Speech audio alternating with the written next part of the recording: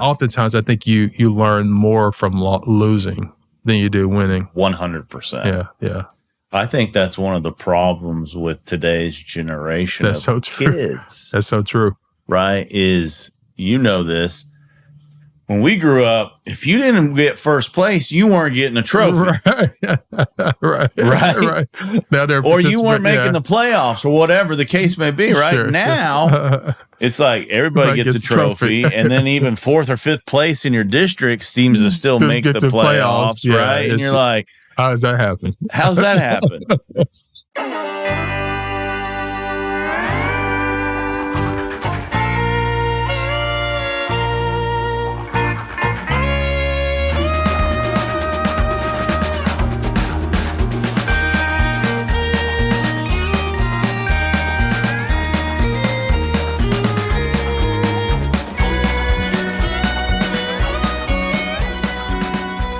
At Paladin Partners, we've been quietly building one of the top focused industrial commercial real estate firms in the business. Over my career, we've been fortunate enough to handle over 60 million square feet of leases in over 150 cities across the globe with some of the biggest names in the business. And we just keep growing. We continue kind of expanding into project leasing, land entitlement and development, investment sales, and equity syndication on both the LP and GP levels.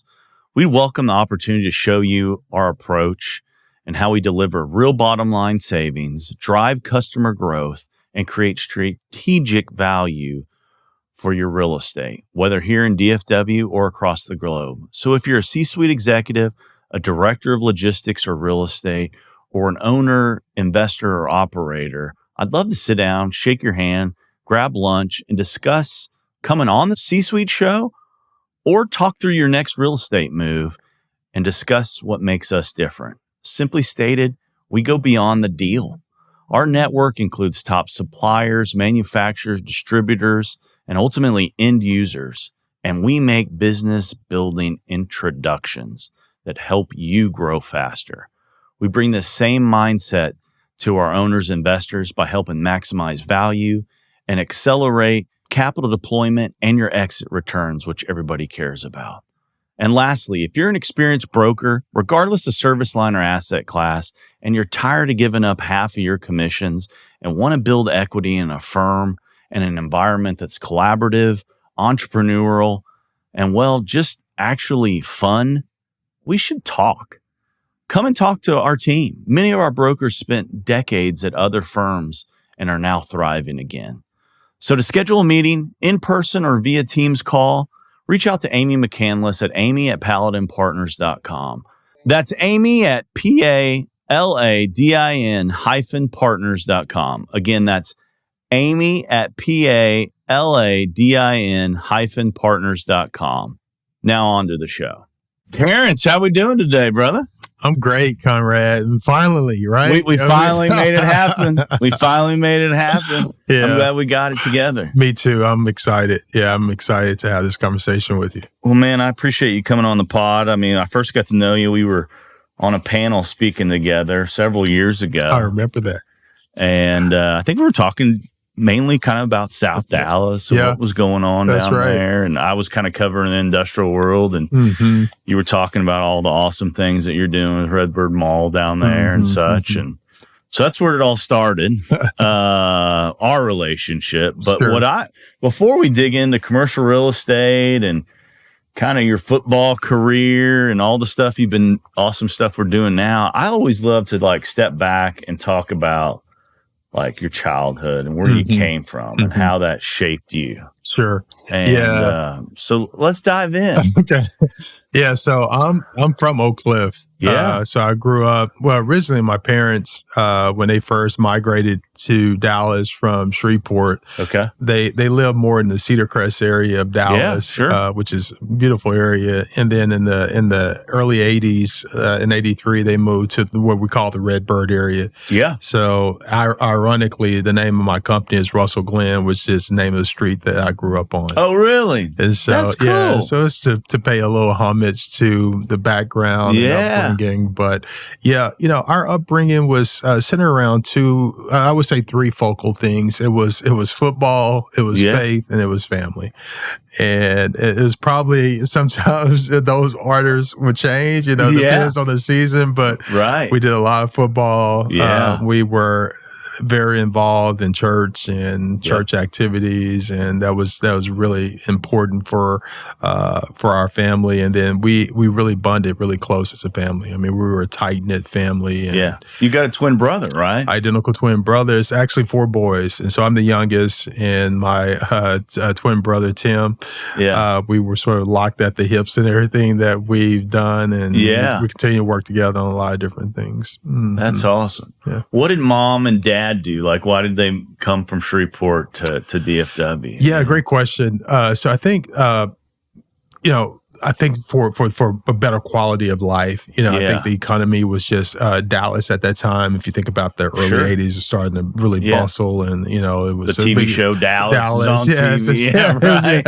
And so sort of places. So I think it was a natural sort of migration here. And then so my mom actually started working at the Sears Roebuck store that's now Southside at Lamar. Really? And my dad was a part of the post office, and he started out I forget his initial role at the post office, but he eventually became like one of the higher up supervisors there. But very humble beginning. My parents were very much a part of the working class. Sure. And my dad believed in just pulling your pants up by the by the belt, and like really working hard. And so some of those fundamentals and lessons that they taught us was the importance of what I consider grinding it out. Like my dad would be up very early each morning around 5:30. So first out the door, and so it was just sort of that upbringing. Yeah. Yeah. Mm-hmm. When did you know that like you were good enough to play college sports? I mean, you're a big dude, so you were probably always bigger than most other kids. I use this analogy a lot. In football, the best quarterback and receivers can run great timing routes. Just being at the right place at the right time, and so I think that really described sort of where we were growing up. So being in Oak Cliff at Carter High School, which was just putting out so many. The Carter Cowboys, man. It was putting out some tremendous athletes year after year. Right. And the coach at the time, Freddie James, was notorious around the country for like being able to get out in front of a lot of the universities and promote a lot of these athletes. So I think we were the beneficiaries of that. Candidly. And so we saw first, I think the first glimpse of like really, the idea of playing ball in college was through our older brother, who was, played high school ball very well, was an All-American and got a scholarship to Notre Dame. Wow. And so doing his recruitment, we had so many of the great coaches. Was Lou Holtz in the living room? Lou Holtz was in the living room. Wow. Yeah. I mean, we had some of like, whether in the living room or calling, you think about some of the greats like Joe Paterno, Steve Spurrier, Yes. So, when you have that level of sort of success that you see through your older brother, you sort of aspire, just like, okay, I want to be up next. And so, what position did he play? He played in high school. He played defensive end, but he eventually moved up to nose tackle at Notre Dame. Yeah. And so, our high school team was really talented. We had a lot of good players. And so when you're in a melting pot around that many athletes, it really pushes you to do well. And so I had a really stellar junior year. My junior year was actually better than my senior year in high school. Yeah. And so at that point, I was like preseason All-American. I made All-State. And so I was pretty well recruited with those accomplishments on the field. Yeah. Mm-hmm. And how do we decide on those Horned Frogs over there in Fort Worth? Sometimes how did that come together?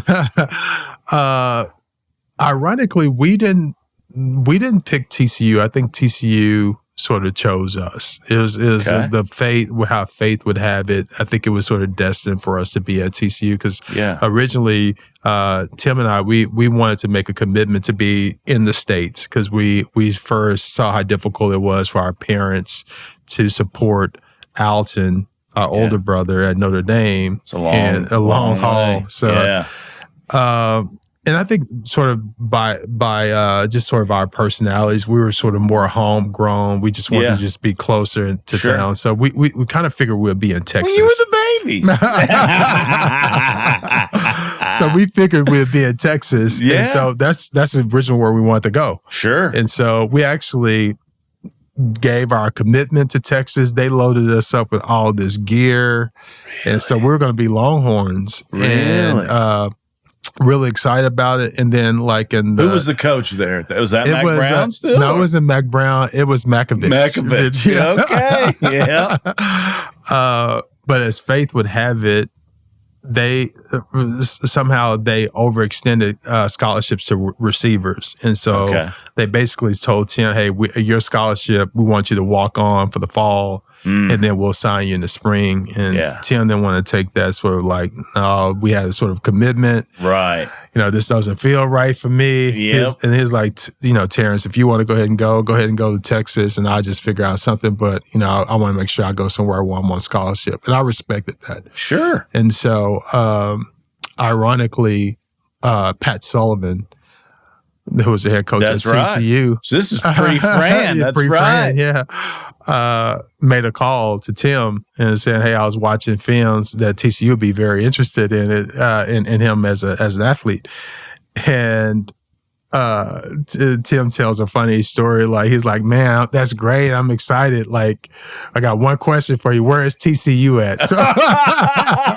So he didn't even know. We both didn't know, realize how close TCU was. Right.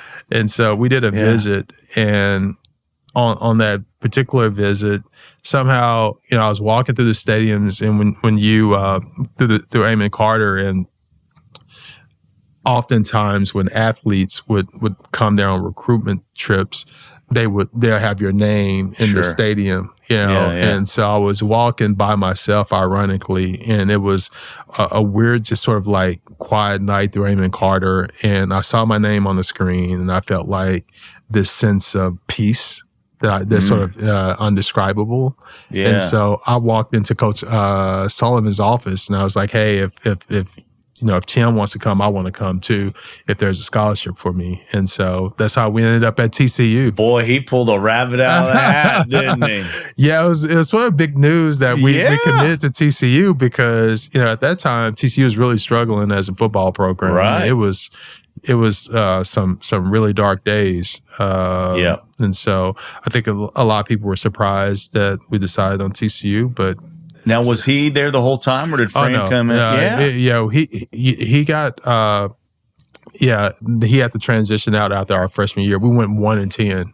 Yeah. Yeah, it was, and I think the most frustrating and, what word I want to look for here, Conrad, is I think the most enlightening aspect of my freshman year at TCU was learning how to accept defeat. Yeah.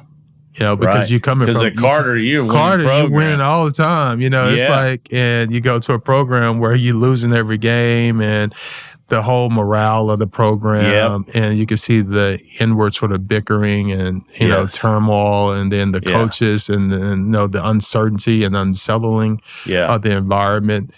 I learned a great deal. And oftentimes I think you learn more from losing than you do winning. 100%. Yeah. I think that's one of the problems with today's generation of kids. That's so true. Right? Is, this, when we grew up, if you didn't get first place, you weren't getting a trophy. Right.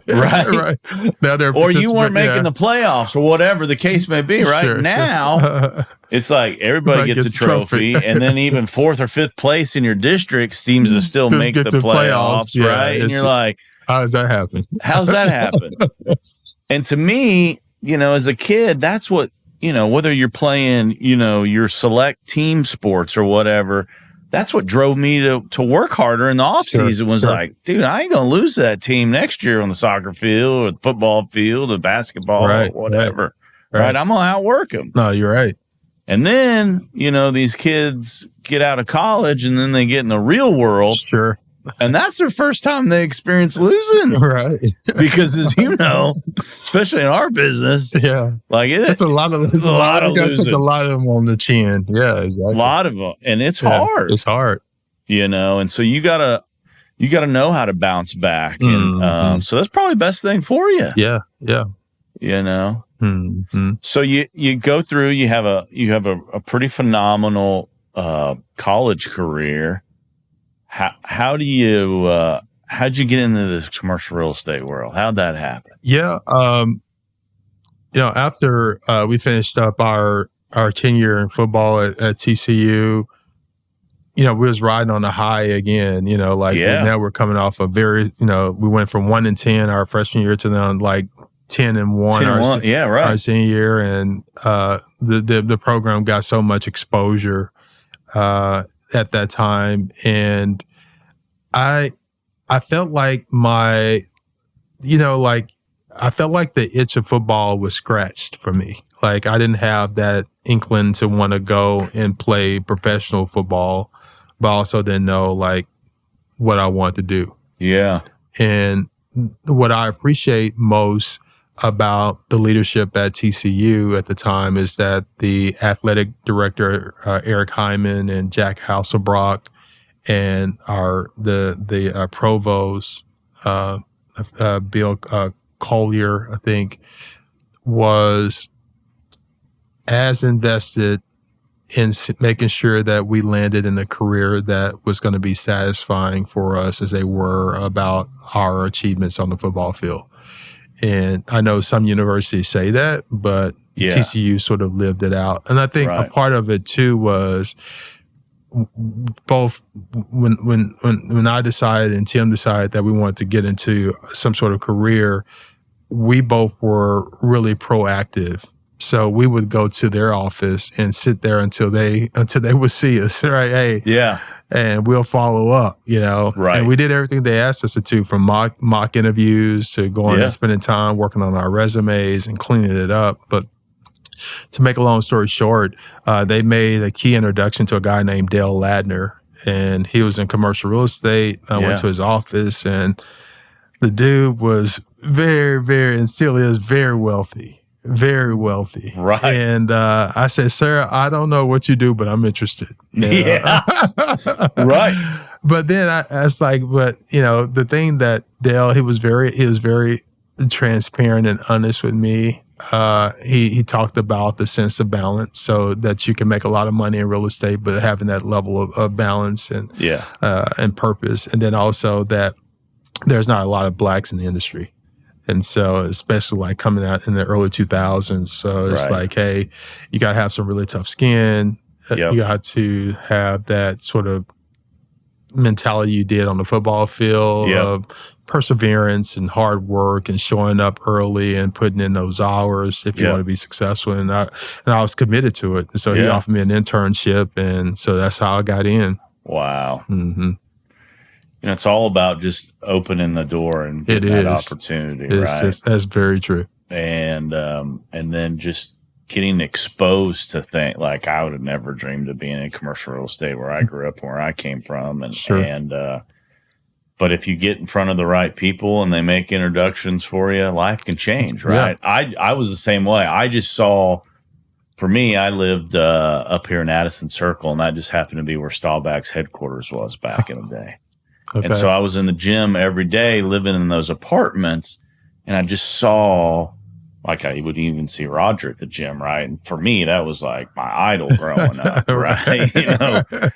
And you could just tell the success that was oozing out of all these guys that were working at the Staubach company. I was like, I got to be part of, I got to be part of this success. And so that's probably the same way you got around this guy and was just like, this guy's doing something right. Yeah. How do I learn from him? And I think he didn't have a large group, and I think what I appreciated most about him is that he was willing to take a chance on me. I mean, he didn't know me from anybody. I mean, but I think because of his connectivity to the university and desiring to want to see young athletes mature into their next level of life, he was willing to give me a chance. So sure. So where does it go from there? I mean, tell me a little bit about the progression. Yeah, so I was with Dale for probably 6 months, and he was doing at that time, believe it or not, Walgreens was opening their first location. So before Walgreens, it was so many guys who crushed it on those single tenant Walgreens back in the day. And he was rolling with them, and you remember because there used to be Eckert's, and the Eckert's closed, and then Walgreens, and he did one of the first drive-through Starbucks in town. But I would be responsible for more going out into the trade areas and doing market analysis and data and bringing it back to him. He eventually introduced me to Stephen Kozlik over at Woodmont. Yeah. Who's the chairman there. And Stephen offered me a job to come on. His only requirement is that I have to be there at 6 a.m. on Wednesday to drive markets with him. And so that was a fair exchange because in that 1 hour, I learned so much about development. And so that would evolve into me spending, I did a lot of project leasing at Woodmont, and we had this area called the Bullpen, and there's like 3 of us in there, and only the strong survive, right? Oh, yeah. But I put in some long hours. I mean, I remember, working 14 to 18-hour days. Sure. First one in, last one out. Yep. And at that time, you didn't have the luxury of remote working. Right. I mean, oh, man, that was like foreign, there was no such. You had to go because your computer set on your desk. Yeah, I mean, but you think about that time though, that's when cell phones were just starting to come out. Sure. So I would be at my desk, cold. What year was this, Terrance? This is like 2001, 2002. I mean, that's when I got in the business. So the evolution of the business, like if I had AI, oh my goodness. Yes. You know what I mean? It's just like the way, technology has changed the business so much. I mean, it was a grind, you know, but it forced you to learn true people skills. Yeah. I mean, you have to get out, you have to go knock on doors. I mean, you have to go introduce yourself. And I think I appreciate that the most because the skills like those are transferable, right? You can use those. Amen. We're in a day and age where people just talk through text message, and I mean, it's just sort of. But I think those foundational things that Woodmont really helped create sort of a good platform for me. And so I would evolve from Woodmont, and I went into corporate real estate for a little bit. I was director of real estate for Panda, and then also VP of real estate for Panera. And did open 90 Panera cafes across the country. Well, that'll teach you something. Yeah, what I learned Drinking most. Through a fire hose right there. Yeah, because of the Panera cafes and where they were located, it gave me an opportunity to see the whole central U.S. and what was happening in other markets. And how developers were approaching projects and creating like this sense of place. And I appreciated that because I think there's an art in the science to development, and you have to sort of see how those things come together. And so my role at Panera really opened up a lot of opportunities for that. And then I eventually get back on the development side at Corinth Properties with my long-term mentor, Frank Mialopoulos. And I would work under Frank for probably a decade, 12 years. Now, before we go there, what's your order at Panera, by the way? I mean, what do we order? Great question. I'm going to do a Greek salad, Greek salad with chicken, and then I do the turkey Bravo sandwich. That's my go-to. I always love their soups are really good. The soups are good, and the cookies, which people don't know about the cookies. The cookies are good. The cookies are great. They're addictive. Anytime I'm ever traveling or I'm out and I see Panera, I'm like, It's easy. Yeah, and it's easy. It's pretty good quality, I mean. Yeah, and Panera as a company, I think they were on the cutting edge. I mean, they, in our cafes, we had the fireplace. We were really big on Wi-Fi. Right. We want and the logo is a mother holding a bread in her arms. And so it's a place of warmth.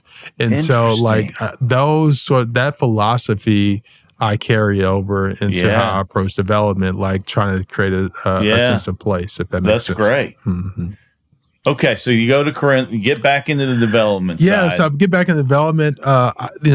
Frank had a tragic situation happen with one of the guys that worked on his team, and he was looking to backfill that role. And ironically, the timing just worked well. And I was already officing with Frank, ironically, while I was at Panera, because I was here in the market by myself. So it was a natural sort of fit. Now, did we finally gravitate from Tarrant County back over to Dallas County about this time? I moved back to Dallas probably, I want to say 2005, 6 time frame. Yeah.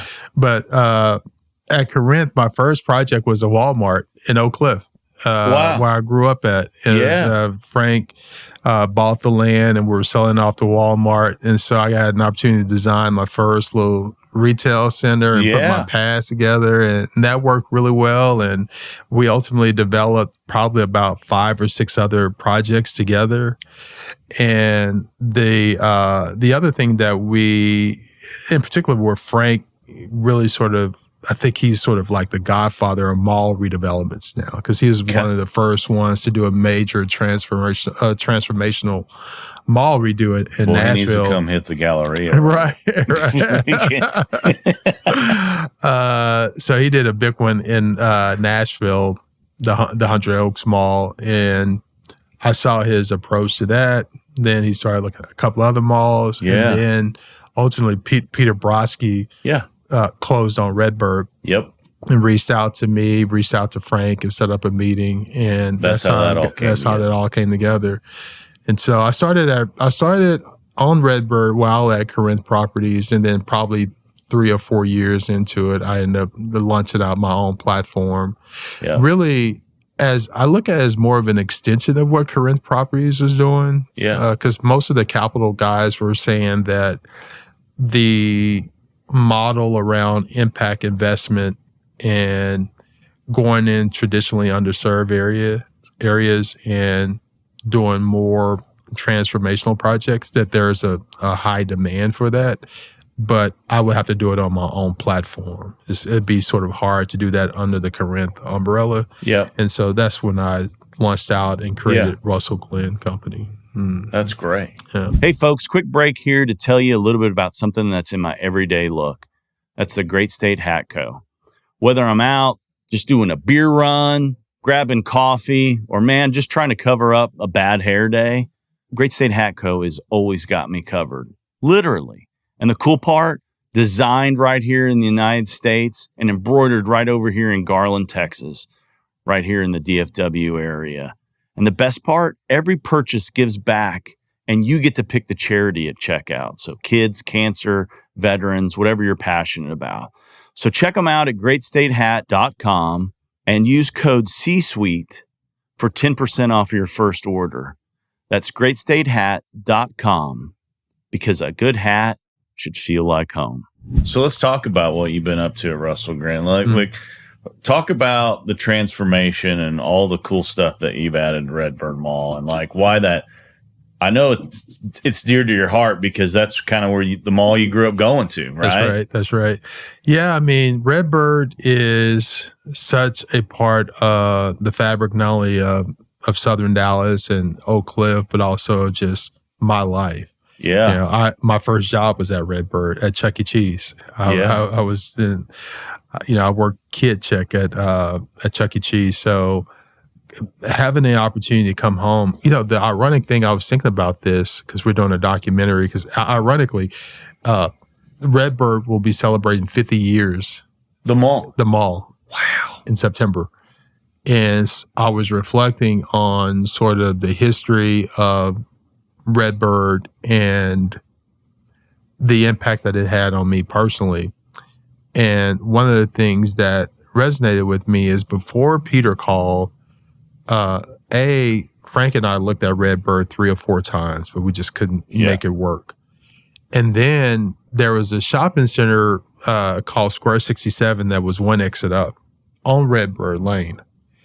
And that shopping center was going up on auction.com to be bought. And I'm a person of faith, so I'm walking it the day before the auction, and this is they had an old Sack and Save grocery store that I used to go to all the time with my mom. Yeah. And it was very sentimental. I was like, man, it'd be great to do something transformational here. Yeah. Right. And when I got out my truck, an old lady stopped, an elderly Black lady stopped, and she looked at me and she said, son, they really need to do something with this shopping center, and I think you're the person to do it. And I was like, well, we're working on it, ma'am. We're working on it. And it's just out of the blue. Right. And so the next day we go to auction.com and we're bidding back and forth, and we're getting this bid war. And I'm on the phone with Frank. He's on the phone with his capital guys. I'm talking to our lender. Right. And we couldn't go up no more on the price. Yeah. And I was devastated. I was like, man, that was a lost opportunity. The next week, Peter calls about Redbird that he just bought. Really? And so I think that the deal was, I was looking at this and, there's something bigger. And sometimes you can't lose sight of the something bigger. That's right. Yeah. And so God works in mysterious ways. And so when that happened, I was like, this is sort of like, it felt right. Yeah. And so the timing felt right. And I think with Redbird, what differentiated Redbird from a lot of other projects we've been involved in is our capital, which was Peter primarily, was very patient. Yeah. And so it was going to take that level of commitment and patience to make it work, and alignment. Yep. And so Peter and I were very aligned from the first conversation we had. Our first meeting, it was something that was just very different and fresh about his perspective. And I think primarily it's because he's not a real estate guy, and his background is more on the capital side. So he had more of a creative, non-biased, naive, a naive approach to development, which resonated with me because I'm one of our values for the company is being audacious, and so I'm like we can do whatever we put our mind to. So let's make it work. And so we've been on this journey for a decade. We've been working on it for a decade since Peter first purchased the mall. And you think about that, we've been through COVID. We've been through some really great milestones, some setbacks, like having a grocery store signed up, ready to go, and just to terminate. That was a tough blow. That's tough. So we had a lot of good lessons learned, and some wins too. Yeah, and some defeats, as we talked about. Yeah. But it's sort of, I think. I mean, you got Starbucks there. You got that Starbucks. That Starbucks is the 5th most visited Starbucks in the U.S. That is incredible. It is incredible. But, I mean, you think about most areas have Starbucks almost on every corner. In this area, that's the only game in town, right? It's the only game in town. So people are coming from near and far, so. But yeah, that was a huge success, getting UT Southwestern and Parkland and Dallas College and Palladium Residential. And then you brought some multifamily on site, right? The multifamily is doing well. I think that the other thing is the city of Dallas is very instrumental in investing $28 million in infrastructure. So when you go drive the campus, the sort of resounding feedback that we get from people is that it looks really nice here. Yeah. And that is attributed a lot to the city of Dallas to make that investment. No, I mean, you've created like a little mini legacy down there in South Dallas. Trying if we can get the restaurants and the retail to come on, which is our next step, I hope. Yeah, get a few more restaurants down there. Maybe a grocery store. Still working. It's still working. Yeah. Yeah. Yeah, that'd be huge. Yeah. Especially for that area. Which, come on, grocery stores. We need you down in South Dallas. I mean, man. Yeah, I mean, we had, Tom Thumb was really there. And, when HEB opened very successfully, it's sort of, they think that they were pulling a lot of their margins out of the potential sales. So that was disheartening, but we believe that there's going to be another grocery store. One. Yeah, we'll get one. Yeah. The community desperately needs one. Yeah. Maybe like a Trader Joe's. Trader Joe's we talk Trader Joe's or Sprouts would be another good option. Yeah. Walmart neighborhood stores would do very well. I think that would resonate well with the community too. Yeah. Mm-hmm. I think Sprouts would do. I mean, I think Trader Joe's would do great down there. Yeah. I mean, that's just it's. I go to Trader Joe's all the time. It's such great value, such good product. Yeah. And I feel like I get double the amount of bags for the same price that I go to anywhere else. Like it's a good deal. It is. Yeah, we're trying to convince them. I didn't realize that Aldi and related. Yeah, and Trader Joe's are related. Yeah. So. I helped them with their distribution center way back in the day. Oh, wow. Okay. We'll put in a good word for Redbird. I'll try. What's the what else are you working on? What else are you excited about? Well, a couple of things. We have a family foundation that keeps us busy. We celebrated 20 years. And so we believe in that balance of, philanthropic work. And so that's an important, to sort of keeping me busy. And then I'm the chair of the Urban Land Institute, the Dallas Fort Worth, which, has been a heavy list. That's a lot.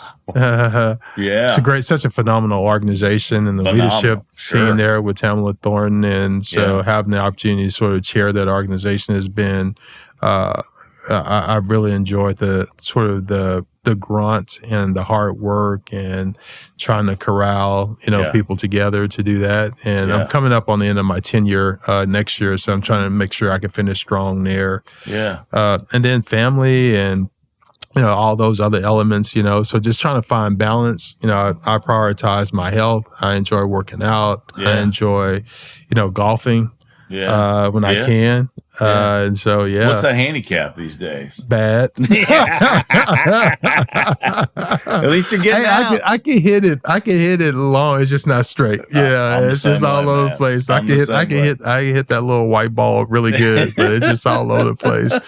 Yeah, you're forever chasing it. I know. It's a hard. Man it's a hard plays game. probably 5-6 days a week. Just loves that sport. Yeah. You got another deal another mall in Topeka, Kansas. You're working on. Yeah, right? we have a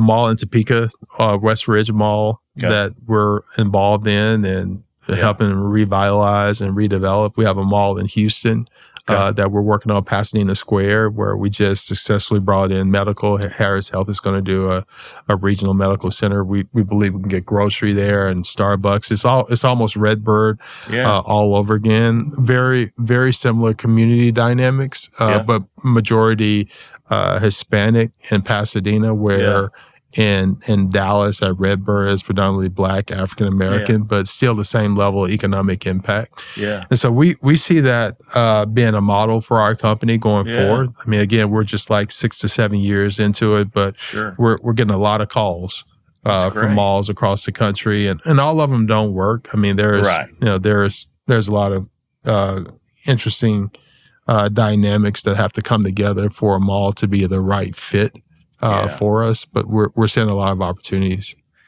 Do you think it's the mall?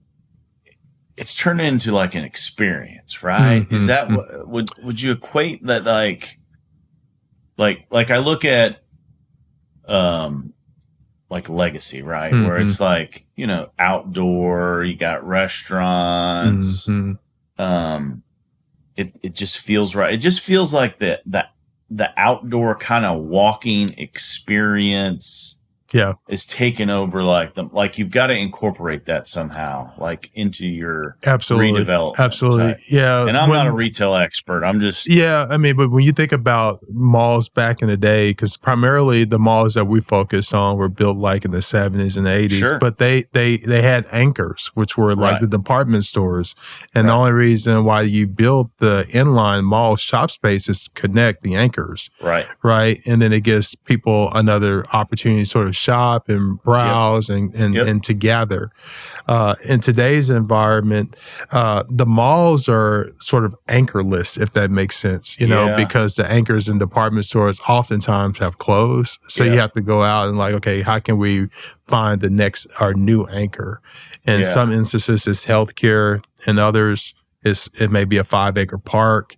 But you have to figure out ways to bring people back and have a reason to come back. It might be demolishing it and just putting apartments there, right? That's exactly right. Yeah, to bring foot traffic back. And every mall has its own unique strategy. Yeah. That's what's cool about it. Like you can't, it's rare. There's no playbook. There's no playbook, right? You have to go and understand like the dynamics of the community. Yeah. You got to really. What's missing, what the people really desire, you know, and need. Now, the advantage of malls is that, particularly the ones that we look at, which are more like Class B, Class C malls, is that they are typically well located in the neighborhood. Because you think about when people built these malls in the 70s, you have all this residential that has built up around it.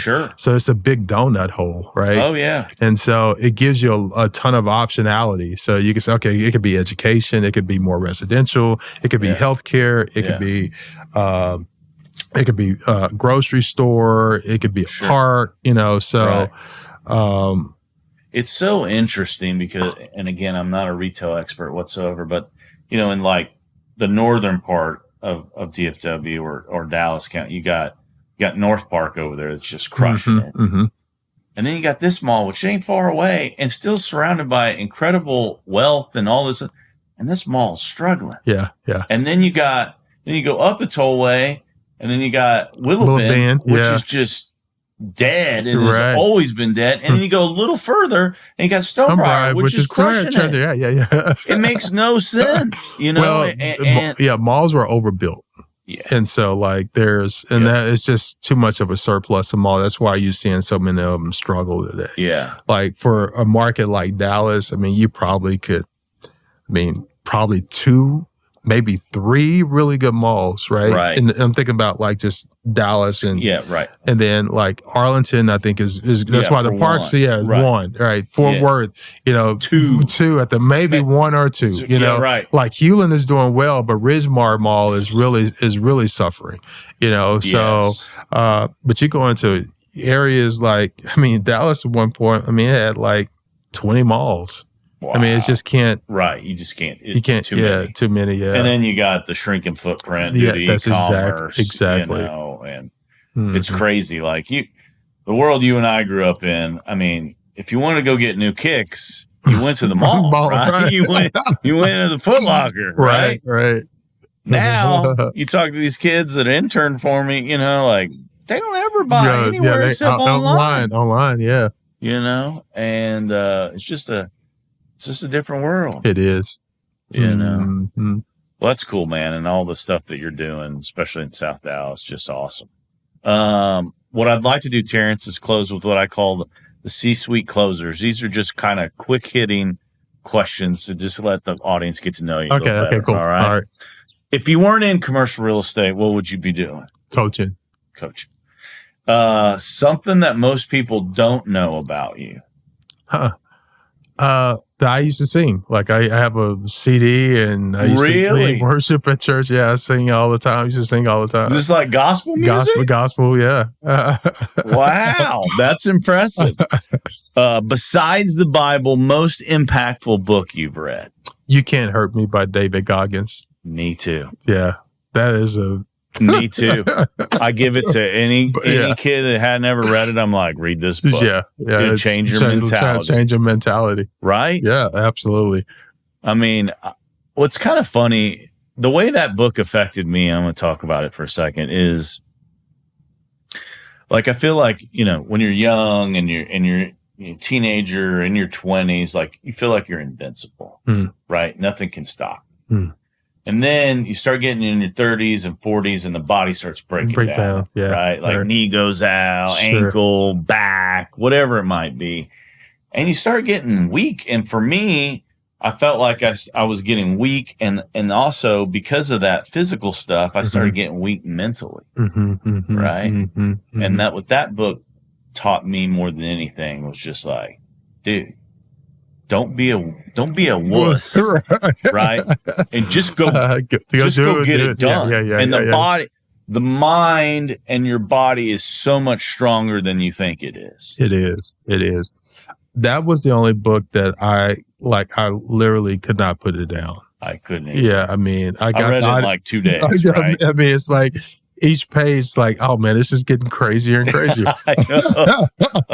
But yeah, I think similar for me too, Conrad. I think I came across You Can't Hurt Me, and I started diving into David Goggins' story, and there's a lot of moments that I could relate to from just how he navigated through a lot of the hurt and the pain, and and the other thing too that I appreciate is how he was very authentic and real about, hey, he thought he was going to go and make these huge accomplishments, and then he had another setback. Like he went back. He went back to 300 pounds. Yeah. Right. He went back to spraying for cockroaches, and then went back breaking on his knee. Breaking his knee. Yeah. I mean, so that level is just sort of what I call stick-to-itness. Was resonated a lot with me.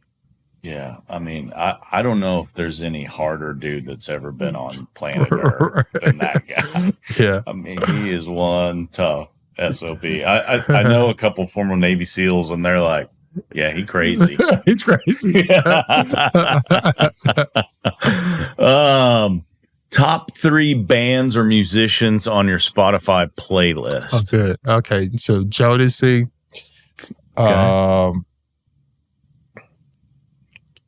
Gap, the Gap band, and the OJs. Yeah, okay. Yeah, I'm a little old school. I love that. I love that. So, since you just mentioned this earlier, your go-to karaoke song. Goodness. Okay, I have a new one, Outstanding, by the Gap Band. Really? Yeah, I have. No, that's not the Gap Band. My Heart Is Yearning for Your Love. Okay. Yeah, I have to open it up with that. Let's get everybody grooving. If you could have coffee with one historical or famous figure, who would you choose? That's a great question.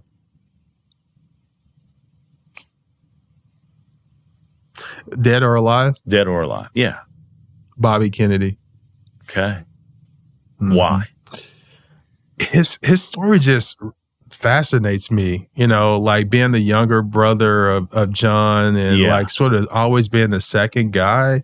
Yeah. But, his sort of how he managed to navigate these different eras of his life. He was always sort of the little runt, you know what I mean? But I think he was in a lot of ways more influential than his brother John. Yeah. And I think that his approach to, you see how he evolved in his mindset as when it came to civil rights. Yeah. And how he went to Bedford-Stuy and Harlem, and was, his mentality, he became colorblind, like I think, and seeing how, I would like to understand what sort of pricked his heart to like change so drastically, from, being such a successful family, and his heart for people. Really, I would like to. I gotta dig into him a little bit more. Yeah, his story is his journey is pretty interesting. If you could live anywhere else in the world except great Dallas, Texas, where would it be?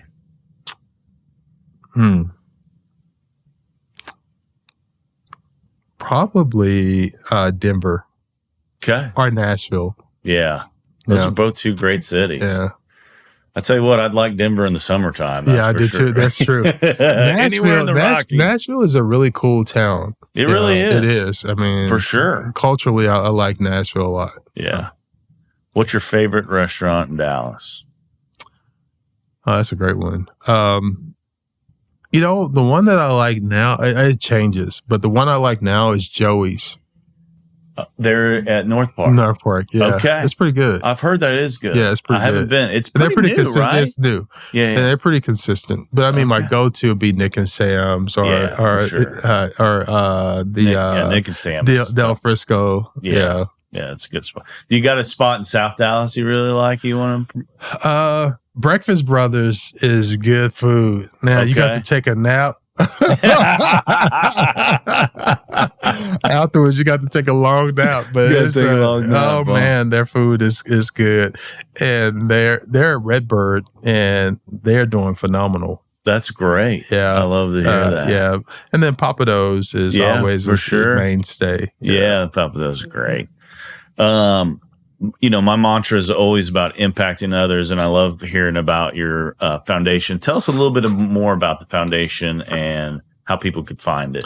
Yeah, so we're the MaidenFoundation.com and established 20 years ago, and we've done some really, really creative and innovative sort of projects, primarily focusing on urban, inner city young people, and particularly young men of color. Yeah. So we've done a couple of really cool initiatives with UNT Dallas and SMU with some of these programs called Elevate. So we have two focus for the next 5 years. One is Elevate 2030. So we want to get 2,030 young men into college and into careers within the next 5 years. And then the next is Redbird Tomorrow. And so we're going to go much deeper into the Redbird area. We created a new planned improvement district for the area. Yeah. We're also going to be investing strategically in other nonprofits in that area to see if we can just make a more intentional change in that area. That's great, man. Yeah. Well, Bud, thanks for coming on today. Thanks for having me. This was great. I enjoyed the conversation. Yeah, man. This was a lot of fun, and can't wait for people to hear your story, man. It's inspirational. All right, I appreciate it. Thanks. You.